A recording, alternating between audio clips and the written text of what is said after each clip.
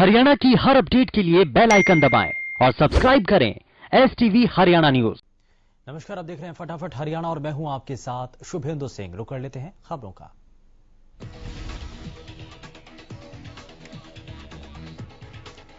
आज प्रदेश में भी स्वतंत्रता दिवस धूमधाम से मनाया जा रहा है। पंचकुला के सेक्टर 12 में सीएम मनोहर लाल ने ध्वजारोहण किया। सीएम ने शहीदों की याद में 2 मिनट का मौन रखा।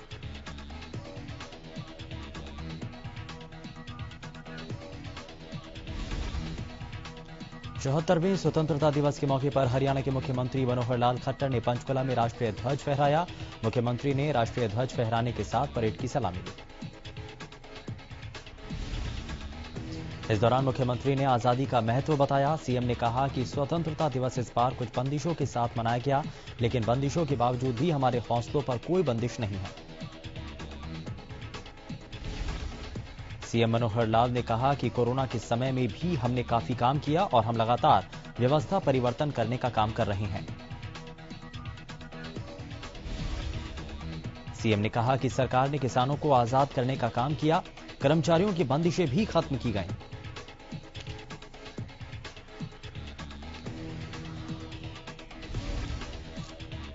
गुरुग्राम के ताऊ देवीलाल स्टेडियम में जिला स्तरीय समारोह में उप मुख्यमंत्री दुष्यंत चौटाला ने ध्वजारोहण कर भव्य परेड की सलामी ली। अंबाला में विधानसभा स्पीकर ज्ञानचंद गुप्ता ने स्वतंत्रता दिवस के मौके पर ध्वजारोहण किया, साथ ही परेड की सलामी ली। अंबाला में हुए कार्यक्रम में ज्ञानचंद गुप्ता ने बतौर मुख्य अतिथि शिरकत की। चंडीगढ़ बीजेपी कार्यालय में स्वतंत्रता दिवस के मौके पर बीजेपी हरियाणा के अध्यक्ष ओपी धनखड़ ने ध्वजारोहण किया।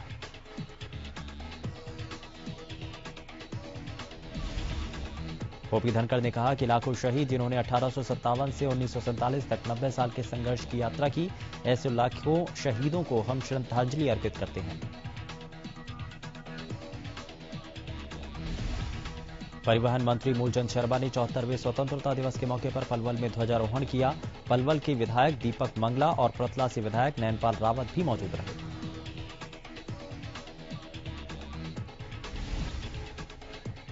शिक्षा मंत्री कंवरपाल गुर्जर ने फरीदाबाद के अमर जवान स्मारक पर पुष्प अर्पित किए।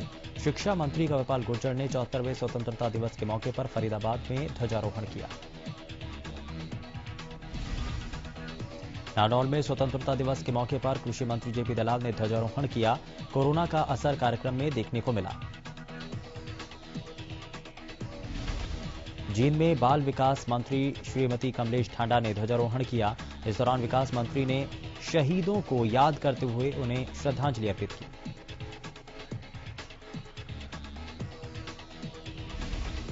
कुरुक्षेत्र में 74वां स्वतंत्रता दिवस समारोह बड़ी धूमधाम के साथ मनाया गया।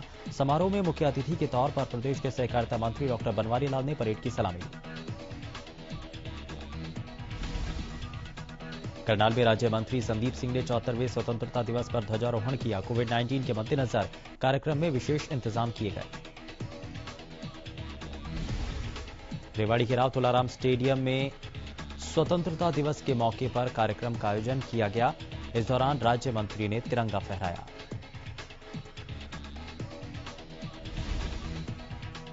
कार्यक्रम के दौरान लोगों को संबोधित करते हुए राज्य मंत्री ने कहा कि आजादी के सभी शहीदों को आज हम नमन करते हैं।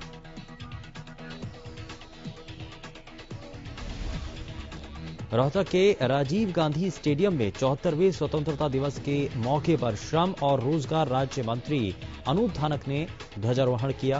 कोविड-19 के मद्देनजर पुलिस ने मास्क लगाकर परेड की।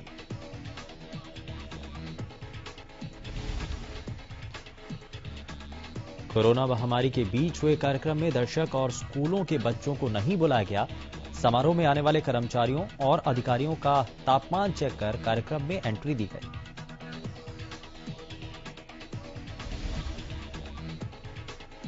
कोसली में एसडीएम कुशल कटारिया ने 74वें स्वतंत्रता दिवस के मौके पर ध्वजारोहण किया।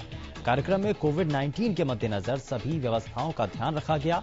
साथ ही एसडीएम कुशल कटारिया ने लोगों से कोविड-19 से बचे रहने का आह्वान किया।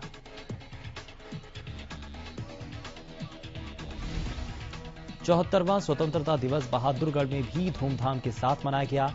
शहर की एचएल सिटी में 150 फुट ऊंचा तिरंगा फहराया गया। नेशनल और इंटरनेशनल बैडमिंटन खिलाड़ियों और तैराकों ने मिलकर यहां स्वतंत्रता दिवस मनाया।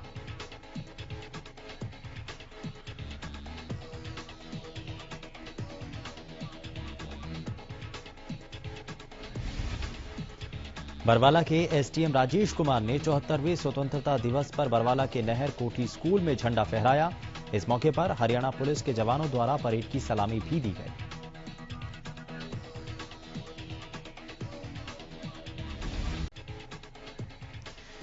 चौहत्तरवें स्वतंत्रता दिवस पर आज कनीना में एसडीएम रणवीर सिंह ने कनीना के राजकीय कॉलेज में झंडा फहराया और परेड की सलामी ली।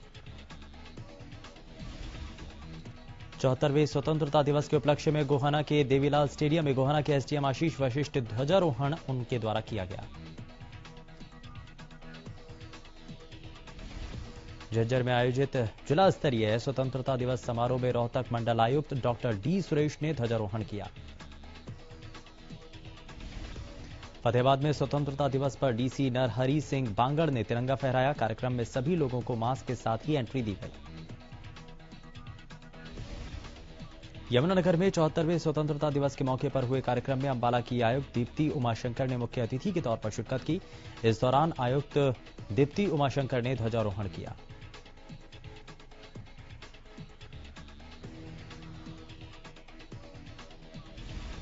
कैथल में भी 74वें स्वतंत्रता दिवस की धूम देखने को मिली, जहां उपायुक्त सुजान सिंह ने ध्वजारोहण किया। पानीपत में कमिश्नर विनीत गर्ग ने शहीदी स्मारक पर शहीदों को श्रद्धा सुमन अर्पित कर ध्वजारोहण किया। पंचकुला में मुख्यमंत्री के राज्य स्तरीय स्वतंत्रता दिवस समारोह में 7 पुलिसकर्मी बेहोश हो गए। गर्मी के कारण 7 पुलिसकर्मी मार्च पास्ट से पहले ही बेहोश हो गए, जिन्हें उपचार के लिए अस्पताल में भर्ती कराया गया। भारत के गृह मंत्री अमित शाह की कोरोना रिपोर्ट नेगेटिव आई है, जिसके बाद उन्हें कल शाम मेदांता अस्पताल में डिस्चार्ज कर दिया गया है। ये जानकारी खुद अमित शाह ने ट्वीट के माध्यम से दी और साथ ही उन्होंने उन लोगों का भी आभार व्यक्त किया जिन लोगों ने उनके अच्छे स्वास्थ्य की कामना की।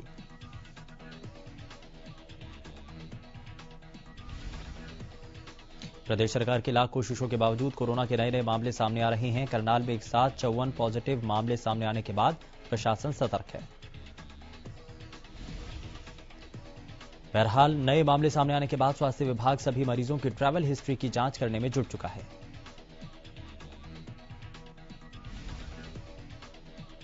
सीएमओ ने दावा किया कि जिले में कोरोना संक्रमण की स्थिति कंट्रोल में है, साथ ही यहां का रिकवरी रेट भी काफी अच्छा है। महेंद्रगढ़ रेलवे स्टेशन पर डीआरएम बीकानेर के निर्देशानुसार रेलवे कर्मचारियों ने सफाई अभियान चलाया। अभियान में सभी कर्मचारियों ने बढ़ चढ़कर हिस्सा लिया।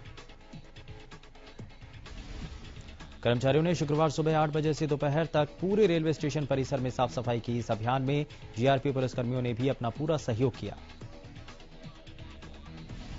गुरुग्राम में पशुपालकों को दूध उत्पादन में बढ़ोतरी करने और आत्मनिर्भर बनाने के लिए पशुधन क्रेडिट कार्ड बनाने की योजना शुरू की गई है।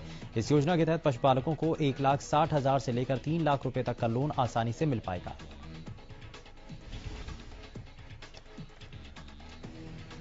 गुरुग्राम में पशुधन किसान क्रेडिट कार्ड बनाने के लिए पशुपालन विभाग की ओर से लगातार लोगों को जागरूक किया जा रहा है।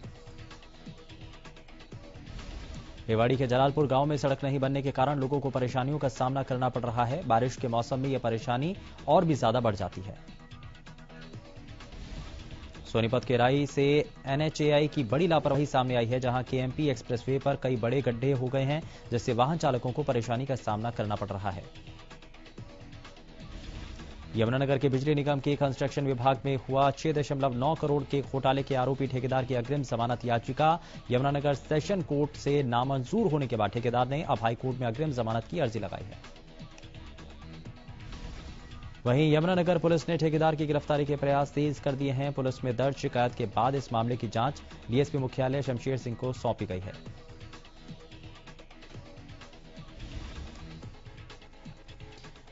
डीएसपी ने कहा कि इस मामले में अरविंद्रा कंपनी को 2014 में 13 करोड़ का ठेका बिजली निगम ने दिया था, जिससे निगम अधिकारियों की मिलीभगत से कंपनी को 10 करोड़ का भुगतान कर दिया गया, जबकि मौके पर लगभग 4.5 करोड़ रुपए का काम हुआ सामने आया है।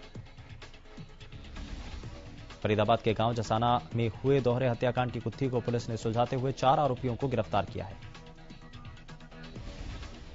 आपको बता दें कि बीती 11 अगस्त को फरीदाबाद के गांव जसाना में घर में घुसकर दिन दहाड़े पति पत्नी की गोली मारकर हत्या की गई थी।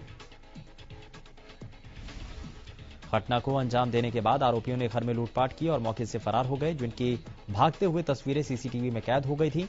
पुलिस ने उसी सीसीटीवी की मदद से उन तक पहुंचने में कामयाबी हासिल की।